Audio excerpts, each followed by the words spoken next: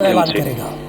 सर्वप्रथम हरियाणा और जम्मू कश्मीर के सभी मतदाताओं को, वोटर्स को चुनाव में बहुत ही सशक्त दमदार पार्टिसिपेशन के लिए मुबारकबाद देना चाहता हूं, धन्यवाद करना चाहता हूं। जम्मू कश्मीर की आवाम ने जमहूरियत के जश्न को ऐतिहासिक बना दिया। भारी संख्या में पार्टिसिपेट कर अपने जमहूरी हक का शानदार उपयोग किया और जिसने लोकतंत्र की मजबूत नींव रखी है। दुनिया में सबसे बड़े लोकतंत्र के रूप में भारत हर चुनाव में गोल्ड स्टैंडर्ड्स तय कर रहा है, रिकॉर्ड बना रहा है। इन दोनों चुनावों में जो जज्बा दिखाया गया वो लंबे समय तक याद रहेगा।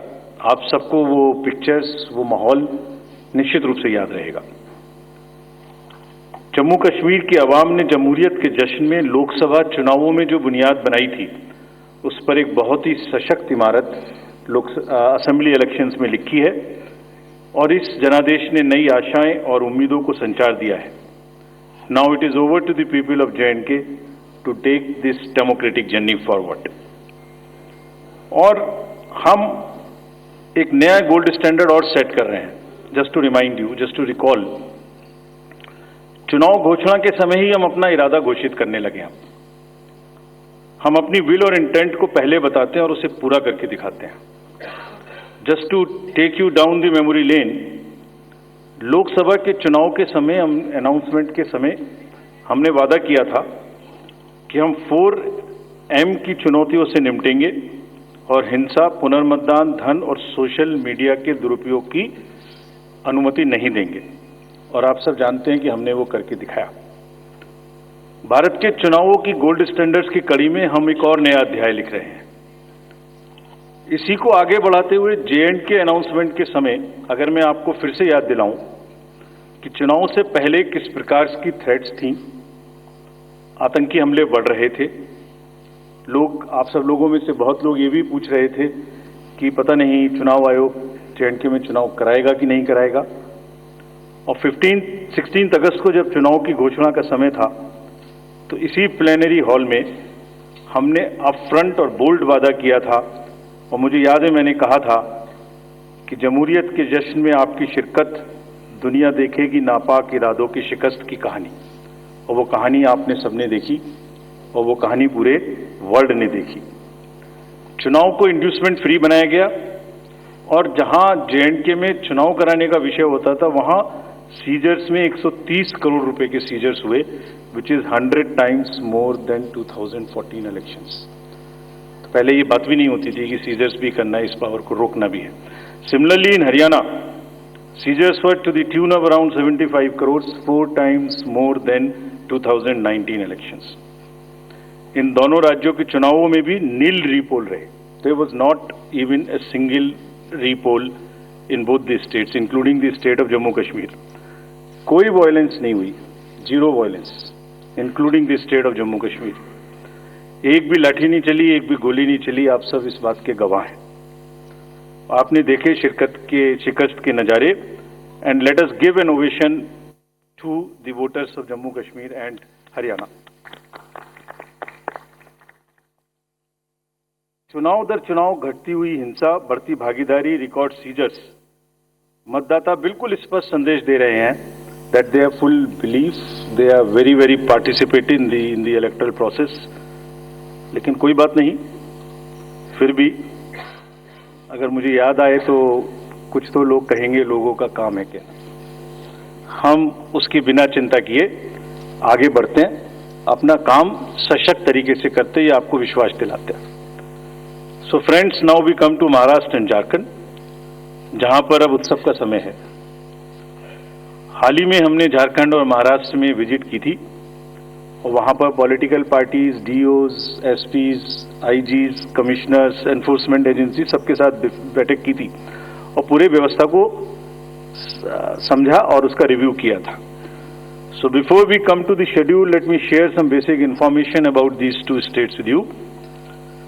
Total districts in Maharashtra are 36 with 288 assembly constituencies, of which 234 are general and scheduled tribes constituencies 25 and SC constituencies 29.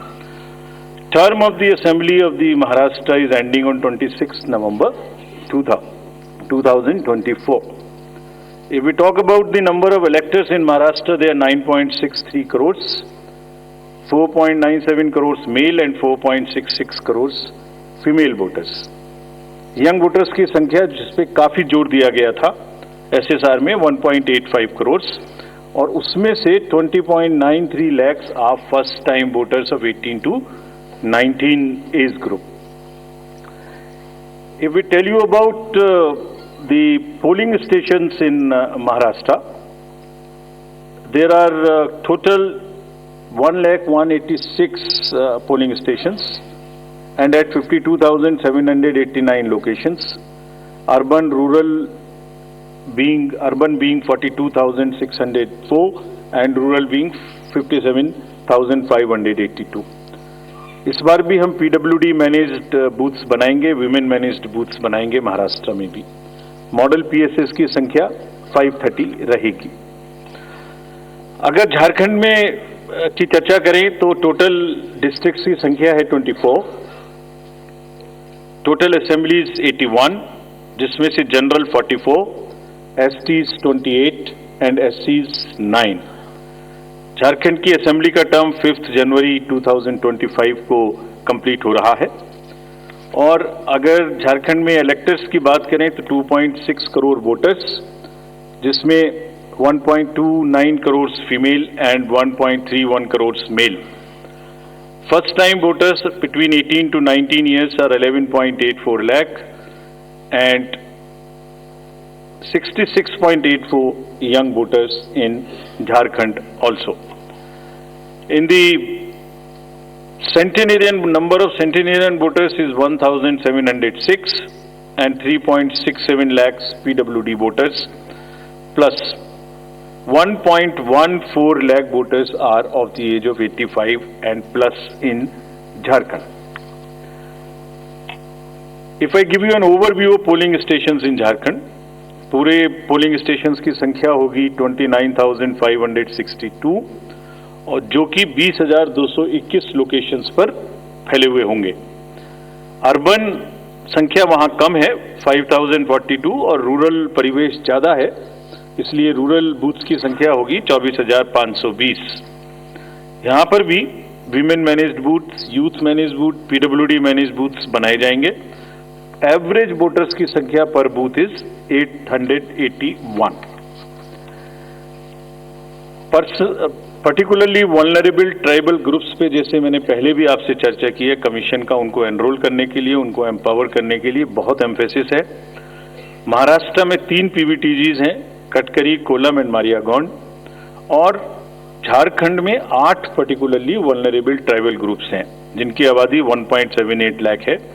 उसमें असुर, बिरोर, मालपाड़िया, पहाड़िया, सौर्या, पहाड़िया, बिरजिया, कोवार एंड सावर, इन सबका लगभग 100% एनरोलमेंट इलेक्टरल रोल में किया गया है.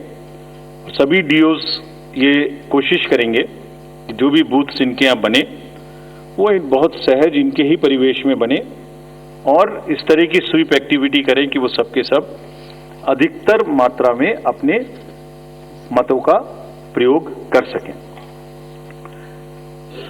मैं फिर से रिपीट करना चाहता हूं कि सभी पोलिंग स्टेशंस पे एश्योर्ड मिनिमम फैसिलिटीज होंगी. पिछली बार मुंबई शहर से कुछ ऐसी इंफॉर्मेशन या शिकायतें आई थी कि वहां पर कुछ बूथ्स पे ज़्यादा पोलिंग स्टेशंस एक जगह होने की वजह से प्रॉब्लम थी. इस बार हमने रिव्यू में बहुत ही सख्त हिदायतें दी हैं, उनको रिव्यू किया है, रेशनलाइज किया गया है पोलिंग स्टेशंस को. तो हम उम्मीद करते हैं डीओज विल वर्क और वहाँ इस बार म्युनिसिपल कमिश्नर मुंबई को डीओ भी घोषित किया गया है ताकि जितने रिसोर्सेज उनके पास हैं उन सबको वो उसमें इस्तेमाल कर सकें.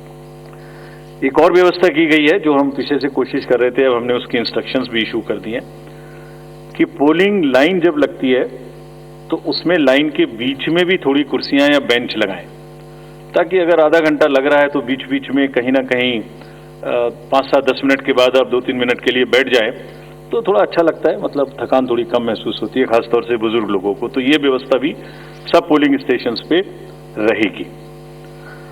Friends, if I come to the next ease of voting for senior citizens PWDs, this will be followed. You have all the experience of the pan-India coverage of facilities for the persons with disabilities and senior citizens.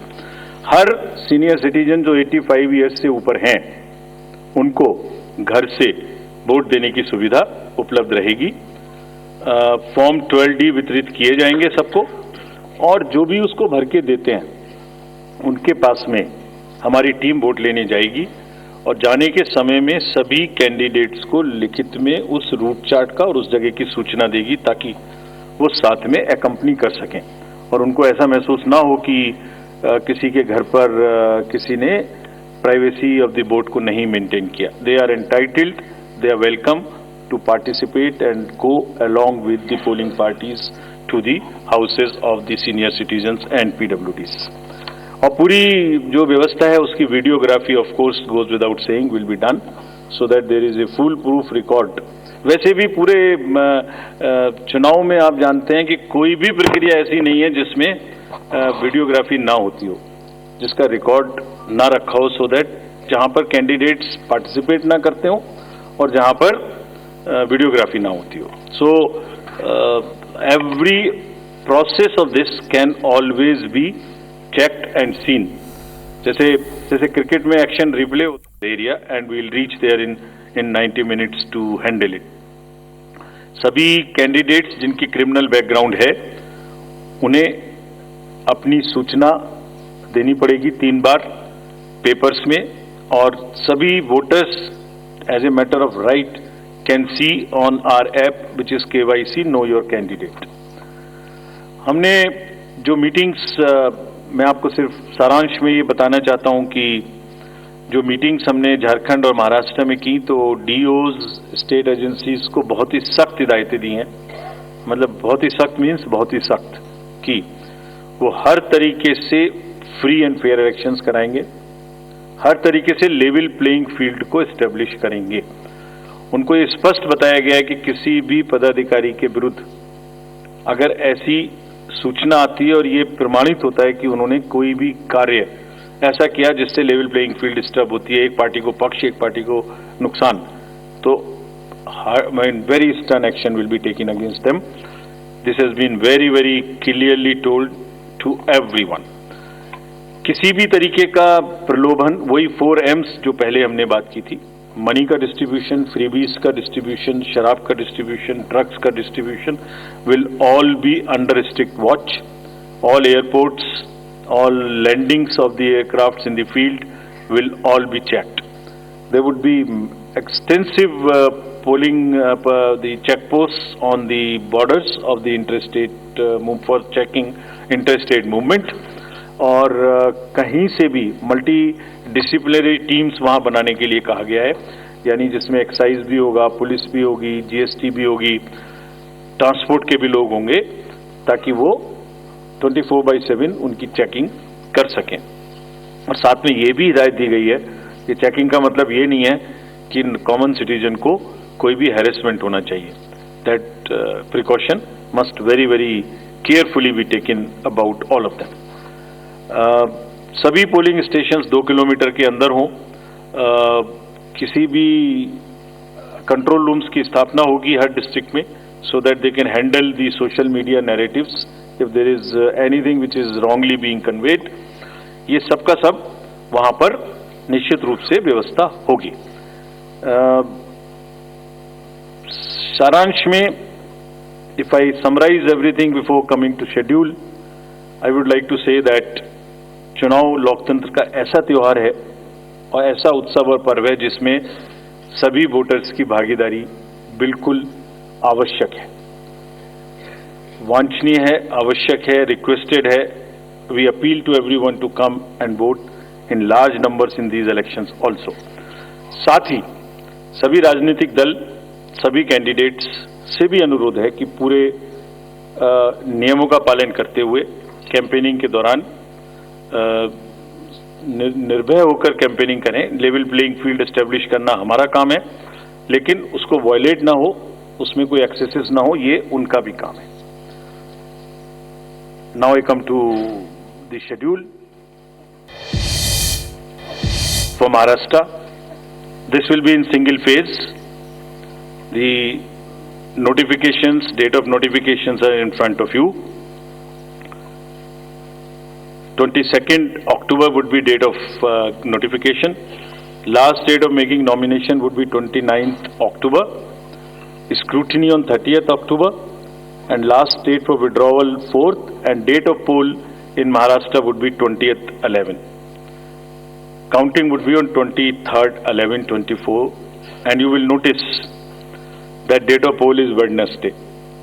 This is deliberately, which lot of scheduling, whatever goes into scheduling, we have tried that it is midday, so that issue of urban apathy is handled. And in case of urban apathy, we are really very concerned.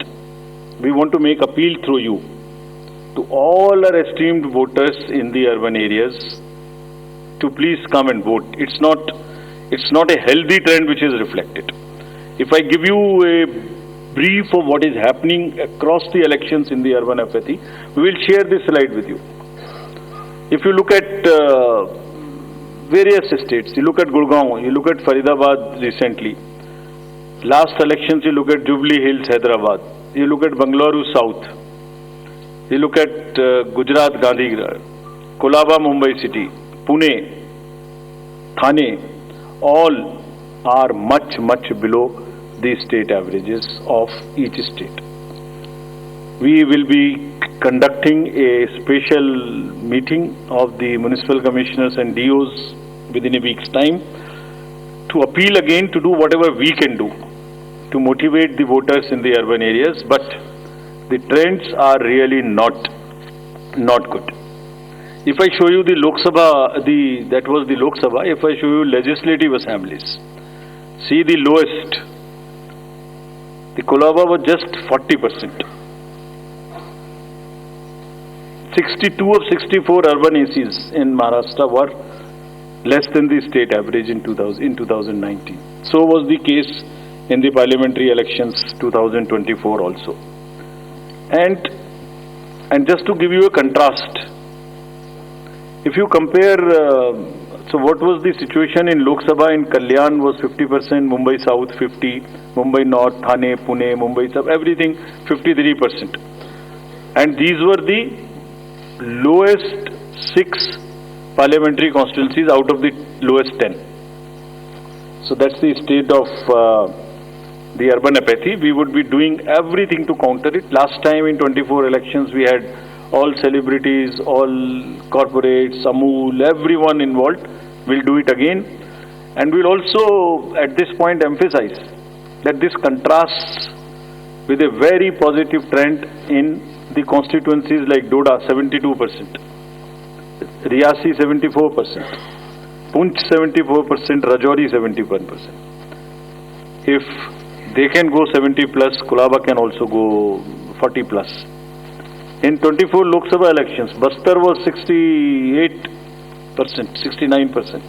Gadchiroli, Manipur, states after state of areas. So we'll be requesting through you, we'll have a special drive this time for the slum areas in urban areas and also the colonies, all alike, to have a real urban push. I do not want to name specific thing, but there are booths in Faridabad and Gurgaon in the recently held elections, and they are the poshest places where voting has been around 20%. So again, we will be doing a lot of work on this to do whatever we can do to attract the urban voters. Now, friends, coming to Jharkhand. Jharkhand एक बहुत ही समृद्ध state है, बहुत ही उसकी विरासत है, और वहाँ पर हम फिर से अपील करेंगे कि सब वोटर्स अधिक से अधिक मात्रा में वोट दें. Schedule would be like this. Jharkhand would be in 2 phases. The date of poll, first phase would be on, date of poll would be on 13th November, and the second phase would be along with Maharashtra on 20th November. So the date of issue of notification for Jharkhand phase 1 would be 18th and for phase 2 would be 22nd along with Maharashtra. Nominations for phase 1 would be till 25th of October and for phase 2 29th. This slide we will share with everyone. And date of poll would be 13th November and 20th November, both Wednesdays. And date of counting would be 23rd 11, that is Saturday. With this, we end our presentation with the request that through you, that all the voters of Jharkhand and Maharashtra कृपया बाहर आइए, कृपया vote करिए। लोकतंत्र के उत्सव में आपकी भागीदारी कि हम बहुत ही रिक्वेस्ट करते हैं, अपील करते हैं आपसे। Thank you very much. मुख्य प्रेस कॉन्फ्रेंस ने ये साफ कर दिया है कि महाराष्ट्र में सिंगल फेज में 20 नवंबर को वोटिंग होगी और 23 नवंबर को रिजल्ट आएंगे। इसके साथ ही झारखंड में 2 फेज में मतदान होगा, 13 नवंबर को पहले चरण का और 20 नवंबर को दूसरे चरण का मतदान होगा और काउंटिंग होगी 23 नवंबर को। यानी कि 23 नवंबर को ये साफ हो जाएगा कि झारखंड और महाराष्ट्र में किसकी सरकार बनने जा रही है। तो देखिए, चुनाव की तारीखों का ऐलान हो गया है। सब यही सोच रहे थे कि अब महाराष्ट्र और झारखंड में कब चुनाव का ऐलान होगा और अब ये साफ हो गया है। झारखंड में 2 चरणों में मतदान होना है। पहला चरण 13 नवंबर, दूसरा चरण 20 नवंबर। Election along with the phase 1 of Jharkhand, the same schedule, 13th November would be date of poll, and only for 2 ACs, one for assembly and one for parliament. That is Kedarnath in Uttarakhand, because on 12th there is gazetted holiday and dispersal of the parties takes place on that day. Therefore, it is on 20th. And similarly for Maharashtra, except that everything would be on during the first phase. Thank you very much. Thank you, sir, for the very comprehensive briefing. Now we will take questions from the media. Please, the gentleman in the blue shirt, please. Thank you. Sir, मेरा नाम प्रशांत लीला रामदास है। मैं news 18 लोकमत से हूँ और मेरा एक सवाल इस तरह का है कि कांग्रेस ने डिमांड की थी जो वहाँ के पुलिस महासंचालक है रश्मि शुक्ला, इनको हटाने को लेकर, इसको लेकर आयोग क्या सोच रहा है और उस पर क्या निर्णय होगा? Question from that side also. From the pink shirt, second row, Mr. Shailesh Yadav. This was about DG.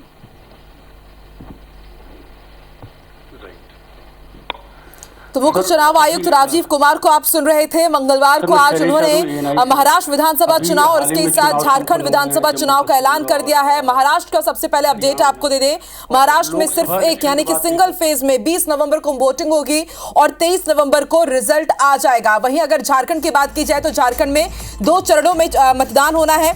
Jharkhand में पहला चरण का मतदान होगा 13 नवंबर को और फिर 20 नवंबर को महाराष्ट्र के साथ ही दूसरे चरण का मतदान होगा और काउंटिंग होगी 23 नवंबर को। यानी कि 23 नवंबर को यह साफ हो जाएगा महाराष्ट्र झारखंड में किसकी सरकार बनेगी। महाराष्ट्र विधानसभा का कार्यकाल जैसा कि हमने आपको बताया कि 26 नवंबर को और वहीं झारखंड विधानसभा का कार्यकाल 5 जनवरी 2025 को खत्म हो रहा है। लेकिन एक साथ 23 नवंबर को यह स्पष्ट हो जाएगा कि अब की बार झारखंड और महाराष्ट्र में किसकी सरकार। तो बेहद बड़ा अपडेट हम आपको बता रहे हैं। 3:30 बजे से प्रेस कॉन्फ्रेंस शुरू हुई और हालांकि जो दूसरे राज्यों की विधानसभा सीट है जहां पर उपचुनाव होना है उसको लेकर के अभी असमंजस की स्थिति है। अभी तक ये कुछ क्लियर नहीं हुआ है कि क्या इन 2 विधानसभा राज्यों के चुनाव के साथ ही दूसरी सीटों पर जहां पर उपचुनाव होने हैं वहां पर भी मतदान होना है। आपको बता दें महाराष्ट्र और झारखंड की जो विधानसभा सीटें हैं वहां पर ये साफ हो चुका है कि 23 नवंबर को वोटों की गिनती होगी दोनों ही राज्यों में और झारखंड में 2 चरणों में 13 और 20 नवंबर। और वहीं यदि महाराष्ट्र की बात की जाए तो एक फेज में 20 नवंबर को यहां पर वोटिंग होनी है। महाराष्ट्र की यदि बात की जाए तो अभी महाराष्ट्र में महायुति यानी कि शिवसेना, भाजपा और एनसीपी अजीत पवार गुट की सरकार है और एंटी इनकम्बेंसी बहुत बड़ा फैक्टर माना जा रहा है। मराठा आंदोलन यहां पर चल रहा है और 6 बड़ी पार्टियों के बीच बंटने वाले वोट को साधना महायुति गठबंधन के लिए बहुत बड़ी चुनौती होगी और इनके सामने एनसीपी, शरद पवार गुट, शिवसेना, उद्धव गुट और इसके साथ कांग्रेस यहां पर सीधी टक्कर रहेगी क्योंकि लोकसभा चुनाव के नतीजों के बाद इंडिया गठबंधन यहां पर पूरी तरह से जोश में है और ऐसे में सबकी नजरें टिकी हुई है कि इस बार महाराष्ट्र में क्या बड़ा खेल होने वाला है। 2024 लोकसभा चुनाव की यदि बात की जाए तो 48 सीटों में इंडिया गठबंधन को 30 और एनडीए को सिर्फ 17 सीटें मिली थी।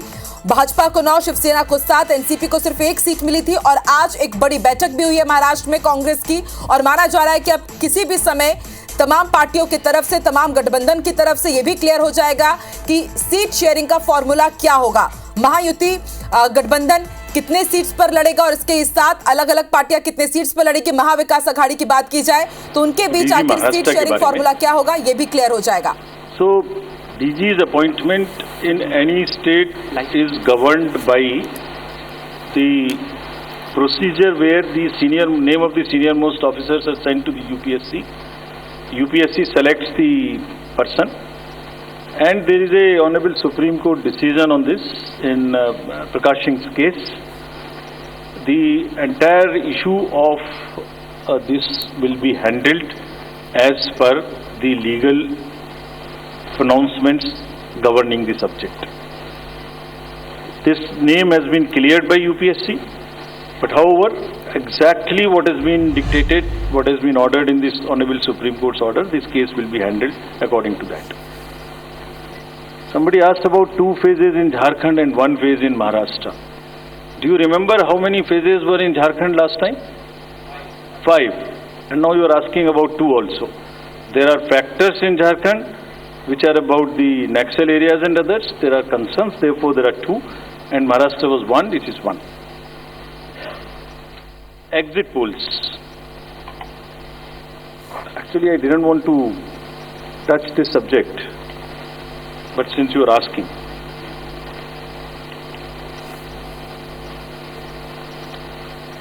Exit polls के आने की वजह से, एग्जिट पोल्स के एक एक्सपेक्टेशन सेट करने की वजह से एक बहुत बड़ा, लेट मी एक्सप्लेन, एक बहुत बड़ा डिस्टॉर्शन पैदा हो रहा है। ये आप सब लोग यहाँ हैं, ये एक आत्मचिंतन का और आत्ममंथन का भी विषय है प्रेस के लिए, खासतौर से इलेक्ट्रॉनिक मीडिया के लिए।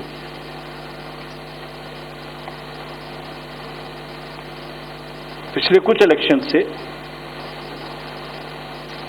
2-3 चीजें एक साथ हो रही हैं, अगर हम उसको पूरे कैनवस को एक साथ देखें तो, और ये सबके लिए समझना जरूरी है। पहले एक एग्जिट पोल आता है जिसकी हम उसको गवर्न नहीं करते, जो एस्टेब्लिश्ड रिजीम है, स्टैट्यूटरी एंड जुडिशियल रिजीम, उसमें हम उसको गवर्न नहीं करते। लेकिन एक खुद के आत्मचिंतन की जरूरत जरूर है कि वो उसका सैंपल साइज क्या था, उसका सर्वे कहाँ हुआ, उसका रिजल्ट कैसे आया। अगर मैं उस रिजल्ट से मैच नहीं किया तो मेरी क्या रिस्पॉन्सिबिलिटी है, कहीं कोई डिस्क्लोजर्स हैं कि नहीं है, ये सब देखने की जरूरत है बहुत सख्त। There are bodies which govern this, there is NBSA, there are other bodies which self regulate, and I am sure the time has come that the associations, bodies which govern will do some self-regulation. Because इसी से जुड़ा हुआ दूसरा विषय है जो कि बहुत ही इंपॉर्टेंट है।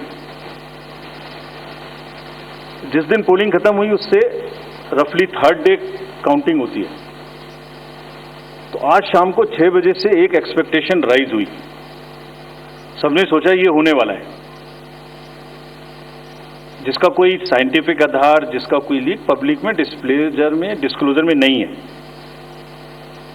जब काउंटिंग का समय शुरू होता है, झारखंड के विधानसभा चुनाव के साथ ही ये भी अब स्पष्ट हो गया है कि मध्य प्रदेश छत्तीसगढ़ में उपचुनाव कब होंगे। 13 नवंबर को मध्य प्रदेश छत्तीसगढ़ में उपचुनाव होंगे।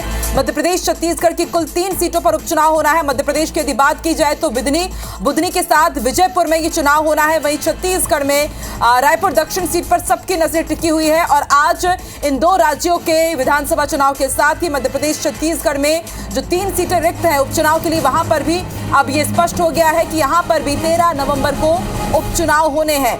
मध्य प्रदेश की यदि बात की जाए तो बुधनी और विजयपुर ये 2 सीट है जहां पर 13 नवंबर को उपचुनाव होना है। बुधनी में रमाकांत और कार्तिकेय की मजबूत दावेदारी मानी जा रही है। विजयपुर में रामनिवास रावत के सामने अब कौन होगा, ये कांग्रेस को तय करना होगा। हालांकि छत्तीसगढ़ की यदि बात की जाए तो रायपुर दक्षिण, जो कि बृजमोहन अग्रवाल के सांसद बनने के बाद रिक्त हुई है, सबकी नजर टिकी हुई है कि अब यहां से कांग्रेस और भाजपा की तरफ से किस उम्मीदवार को यहां से उतारा जाएगा। 13 नवंबर यानी कि अब 1 महीने से भी कम वक्त बचा हुआ है। यहां पर प्रत्याशी को चयन करना होगा, फिर उसके बाद नॉमिनेशन की प्रक्रिया होगी, नॉमिनेशन फाइल करना होगा। और देखिए, अब चुनावी बिगुल फूंक दिया गया है। एक बार फिर से पूरे देश में चुनावी हलचल, चुनावी सरगर्मियां बेहद तेज हो जाएंगी, क्योंकि न सिर्फ झारखंड और महाराष्ट्र बल्कि कुल ऐसे 15 राज्य हैं, 13 राज्यों की 48 विधानसभा सीटों पर उपचुनाव होना है। और इसके बाद ही अब देखिए चुनावी सरगर्मियां बेहद तेज। 23 नवंबर को तीनों सीटों के नतीजे आएंगे, जब झारखंड और महाराष्ट्र के नतीजे आएंगे। उसके साथ ही मध्य प्रदेश की बुधनी में और विजयपुर के उपचुनाव के भी नतीजे 23 नवंबर को आएंगे। तो चुनाव आयोग की प्रेस कॉन्फ्रेंस में महाराष्ट्र और झारखंड के विधानसभा चुनाव का ऐलान कर दिया गया है। 20 नवंबर को महाराष्ट्र में एक ही फेज में वोटिंग होगी, 23 नवंबर को वहां पर काउंटिंग होगी, यानी कि स्पष्ट हो जाएगा अब की बार महाराष्ट्र में किसकी सरकार। वहीं झारखंड की यदि बात की जाए तो 2 चरणों में वहां पर मतदान होना है। 13 नवंबर को पहले फेज का मतदान होगा और 20 नवंबर को दूसरे फेज का। और जब झारखंड में 13 नवंबर को पहले चरण का मतदान होगा, उसी दिन मध्य प्रदेश की बुधनी और विजयपुर विधानसभा उपचुनाव के लिए मतदान होना है। और वहीं यदि बात कर ली जाए छत्तीसगढ़ की, तो छत्तीसगढ़ के रायपुर दक्षिण में भी 13 नवंबर को ही वोटिंग होनी है और 23 नवंबर को एक साथ ये नतीजे आ जाएंगे झारखंड महाराष्ट्र के विधानसभा चुनाव के साथ। तो इसके साथ ही हम आपको बता रहे हैं कि 6 राज्यों में विधानसभा उपचुनाव होने हैं, 28 सीटों पर उपचुनाव होने हैं। तमाम जगह जहां जहां उपचुनाव है वहां पर 13 नवंबर को ही मतदान होना है और फिर 10 दिन बाद 23 नवंबर को काउंटिंग होगी, मतगणना होगी और ये स्पष्ट हो जाएगा कि उपचुनाव का रण कौन जीत रहा है। मध्य प्रदेश की 3 और मध्य प्रदेश छत्तीसगढ़ की कुल 3 सीटों पर उपचुनाव होना है, मध्य प्रदेश की 2 और छत्तीसगढ़ की 1, रायपुर दक्षिण, जहां से बृजमोहन अग्रवाल को सांसद चुना गया है। उसके बाद ये सीट रिक्त हुई थी।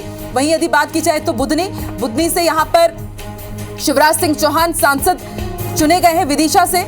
उनके सांसद चुने जाने के बाद यहां पर ये सीट रिक्त हुई है। वहीं यदि बात की जाए तो विजयपुर की, तो विधायक पद से इस्तीफा देने के बाद, रामनिवास रावत के इस्तीफा देने के बाद ये सीट यहां से खाली है। यहां पर उनका ही नाम सबसे आगे चल रहा है भाजपा की तरफ से। वहीं यदि बात की जाए बुधनी की, तो बुधनी में शिवराज सिंह चौहान के बेटे कार्तिकेय और रमाकांत भार्गव, जो कि पूर्व सांसद रहे हैं, सबसे आगे इनका नाम चल रहा है। और अब जब चुनाव आयोग की तरफ से तारीखों का ऐलान हो गया है, तो अब पूरा दारोमदार तमाम सियासी दलों के ऊपर कि अब कब तक उम्मीदवारों के नामों का ऐलान किया जाएगा। तो महाराष्ट्र में 288 सीटों पर मतदान होना है। वहीं झारखंड की यदि बात की जाए तो 81 सीटों पर मतदान होना है। महाराष्ट्र में सिंगल फेज में 20 नवंबर को, झारखंड में 2 फेज में 13 और 20 नवंबर को वोटिंग होगी और नतीजे 23 नवंबर को आ जाएंगे। वहीं बुधनी विजयपुर उपचुनाव 13 नवंबर को होगा, 23 को नतीजे आएंगे और इसी तरह 13 नवंबर को रायपुर दक्षिण में भी वोटिंग होगी और 23 को नतीजे रायपुर दक्षिण के भी आ जाएंगे। बुधनी की यदि बात की जाए तो रमाकांत भार्गव और कार्तिकेय सिंह चौहान, जो कि शिवराज सिंह चौहान के बेटे हैं, उनकी दावेदारी सबसे ज्यादा मजबूत मानी जा रही है। और विजयपुर में रावत के सामने कौन होगा, यह अभी भी सस्पेंस बरकरार है कांग्रेस की तरफ से।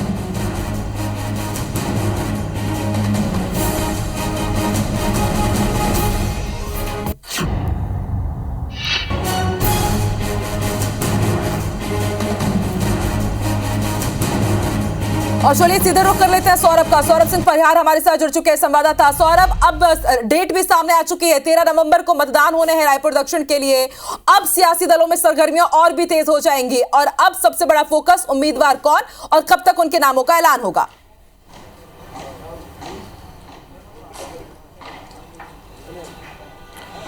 जी बिल्कुल, देखिए आकांक्षा, काफ़ी बहुप्रतीक्षित थी ये तारीख जो है कि कब दक्षिण विधानसभा उपचुनाव के लिए तारीख की घोषणा हो, और ये तारीख भी घोषणा हो गया है। निश्चित रूप से कांग्रेस और भाजपा दोनों दल जो है अपनी अपनी तैयारी में लगे हुए हैं। खासकर बीजेपी जो अभी सत्ता में है, तो स्वाभाविक रूप से उनको लगता है कि उनकी जीत होगी, क्योंकि इससे पहले कि जब कांग्रेस की सरकार रही है तो कांग्रेस की सरकार जो है 3 उपचुनाव जीत दर्ज की थी। तो ऐसे में कहीं ना कहीं तैयारी जो है बीजेपी की ज़्यादा लगती है, लेकिन कांग्रेस भी जो है कोई कमी नहीं कर रही है और आने वाले दिनों में 20 तारीख को एक सम्मेलन का भी आयोजन कर रही है। और इससे पहले कि बताएं कि भाजपा और कांग्रेस में लगातार जो है दावेदार सामने आ रहे हैं, अपने अपने लिए टिकट मांग रहे हैं। और आज तो हमने जैसे सवेरे से ही दिखाया कि किस तरीके से ब्राह्मण समाज भी जो है सामने आ चुका है कि चाहे बीजेपी हो या कांग्रेस हो, उन दोनों दलों को जो है ब्राह्मण समाज से जो है कैंडिडेट उतारा जाना चाहिए। और इससे पहले कि हमने बताया था कि राजनांदगांव से भी जो है बाहरी प्रत्याशी के तौर पर जो मांग उठी थी कि राजनांदगांव के कांग्रेस नेताओं ने मांग की थी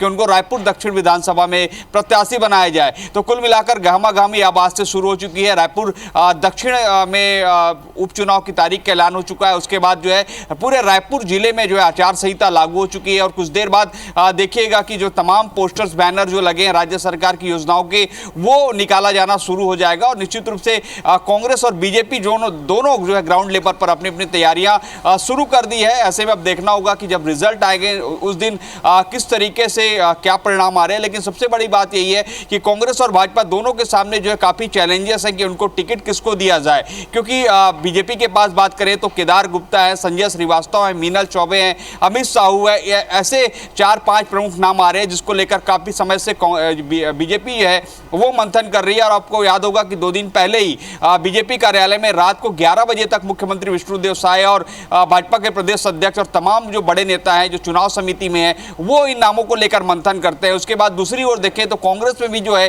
कई सारे नाम आ रहे हैं। उसमें सबसे प्रमुख नाम जो है प्रमोद दुबे हैं, कन्हैया अग्रवाल है, राजीव वोरा का नाम जो सबसे प्रमुखता से लिया जा रहा है। इसी तरीके से कन्हैया अग्रवाल और भी कई कांग्रेस के नेता जो है अपनी अपनी दावेदारी कर रहे हैं। तो कुल मिलाकर दोनों पार्टी के सामने चैलेंजेस है कि आखिर किसको दिया जाए। एक टिकट है और कह सकते हैं कि बहुत सारे दावेदार हैं। बने रहिए हमारे साथ। अब जरा मध्य प्रदेश के भी समीकरण समझ लेते विवेक पटैया हमारे साथ लाइव जुड़ चुके हैं। विवेक, देखिए वोटिंग किस दिन होगा ये तो स्पष्ट हो गया है, लेकिन अब उम्मीदवार कौन होंगे? विजयपुर से तो रामनिवास रावत का नाम आगे चल रहा है भाजपा की तरफ से, लेकिन कांग्रेस के सामने बड़ी चुनौती कि बुधनी और विजयपुर से वो किसे कैंडिडेट प्रोजेक्ट करेंगे।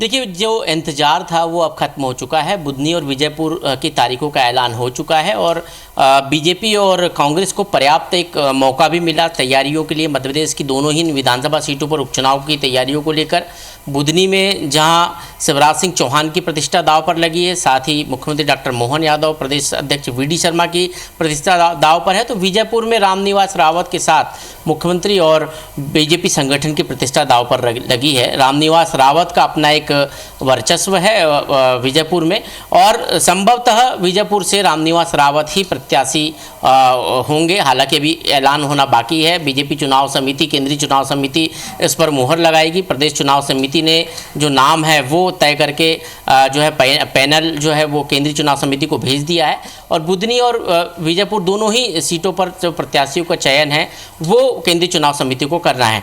बुधनी में जरूर जो है स्थिति नामों को लेकर सस्पेंस वाली है, क्योंकि शिवराज सिंह चौहान की पसंद का उम्मीदवार होगा, जिसमें रमाकांत भार्गव पूर्व सांसद, उनका नाम दौड़ में सबसे आगे है।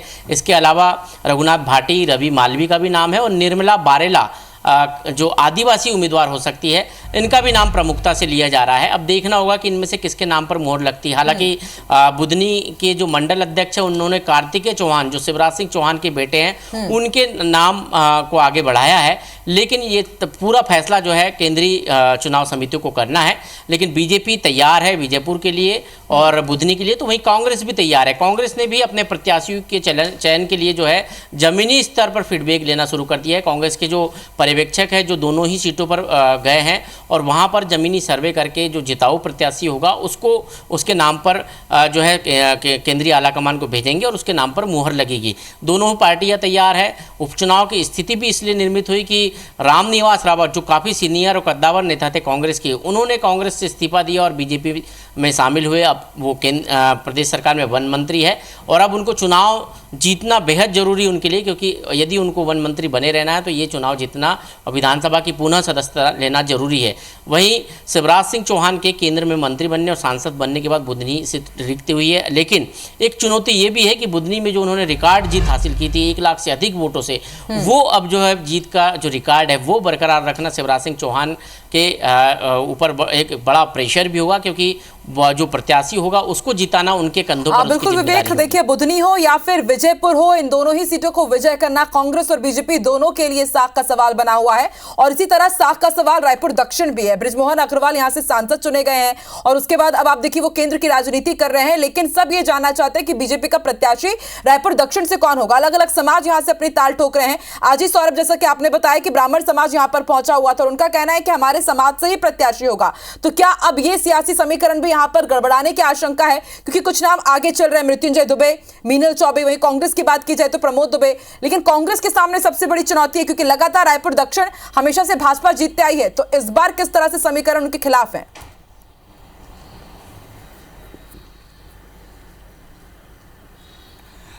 बिल्कुल, देखिए बृजमोहन अग्रवाल लगातार 7 बार रायपुर दक्षिण विधानसभा से विधायक जो है चुने गए। पिछले दिनों जब लोकसभा चुनाव हुआ तो लोकसभा के सांसद बने रायपुर लोकसभा से, उनके अंतर्गत जो है दक्षिण विधानसभा भी आता है। और स्वाभाविक रूप से बीजेपी का पलड़ा भारी है, ये बीजेपी के नेता कह रहे हैं। कांग्रेस के नेता भी यही बात कह रहे हैं कि कांग्रेस जो है वहाँ पर जीत दर्ज करेगी। और इसीलिए आप देखिए कि बीजेपी से पहले कांग्रेस के जो एक सभा होने जा रही है 20 तारीख को, डेट डिक्लेयर नहीं हुआ था इससे पहले कि कांग्रेस जो है 20 तारीख को ये डेट रखी है कि रायपुर दक्षिण विधानसभा में कार्यकर्ता सम्मेलन का आयोजन की है। तो कुल मिलाकर दोनों पार्टियां जो है दमखम लगा रही हैं और निश्चित रूप से इससे पहले कि कोई भी कांग्रेस के प्रत्याशी रहे हैं उनकी हार हुई है किनके साथ खिलाफ, बृजमोहन अग्रवाल के खिलाफ अगर जिन्होंने लड़ाई लड़ी है। तो अब कांग्रेस को लगता है कि बृजमोहन अग्रवाल अब नहीं है, कैंडिडेट नहीं है, तो स्वाभाविक रूप से नए कैंडिडेट होंगे रायपुर दक्षिण विधानसभा में भाजपा के भी। तो ऐसे में कांग्रेस को लगता है कि कहीं ना कहीं अब बृजमोहन अग्रवाल के नहीं होने के कारण उन्हें उम्मीद जगी है कि उनकी जीत हो सकती है। और स्वाभाविक रूप से जब बृजमोहन अग्रवाल नहीं होंगे, दरअसल बृजमोहन अग्रवाल एक दमखम नेता है जो बृजमोहन अग्रवाल नहीं है, लेकिन ये बात भी तय है कि जो भी यहां से प्रत्याशी होगा बृजमोहन अग्रवाल का करीबी होगा, उनका ही पसंदीदा होगा, ये भी माना जाए क्या?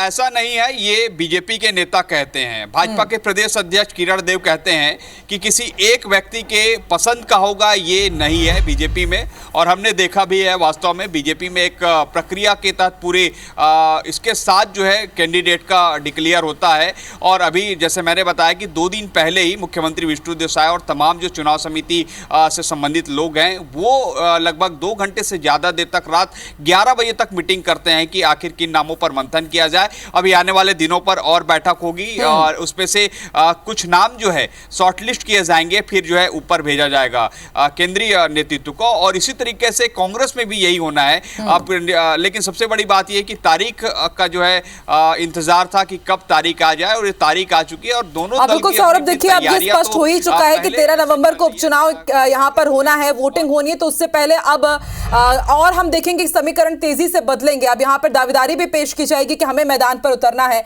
आप बने रहिए, एक बार फिर से रुक कर लेते हैं भोपाल का। विवेक, जरा आप बताइए, क्योंकि भाजपा की तरफ से तो पत्ते काफी हद तक खुले हुए हैं। विजयपुर से तो नाम तय ही माना जा रहा है कि ठीक है वहां से रामनिवास रावत रहेंगे। बुधनी से भी 4-5 नाम हमारे सामने हैं, लेकिन कांग्रेस की तरफ से दावेदार कौन होगा बुधनी में या फिर विजयपुर में, इसमें लगातार सस्पेंस बना हुआ है। कोई बड़े नाम जो इस रेस में सबसे आगे चल रहे हैं उसकी जानकारी थोड़ी दीजिए।